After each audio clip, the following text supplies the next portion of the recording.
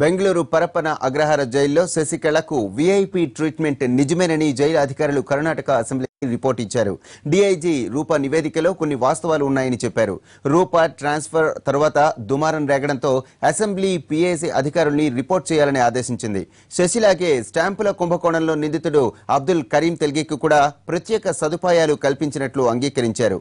రూప నివేదికలో పేర్కొన్నట్లుగా ప్రత్యేక ఆహారం, వంటగాళ్లు, ప్రత్యేక కిచెన్, 5 గదులు, ప్రత్యేక దుస్తులు ఇచ్చారు.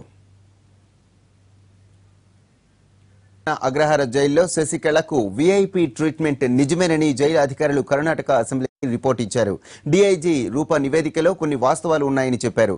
రూప ట్రాన్స్ఫర్ తర్వాత దుమారం రేగడంతో అసెంబ్లీ పీఏసీ అధికారుల్ని రిపోర్ట్ చేయాలని ఆదేశించింది.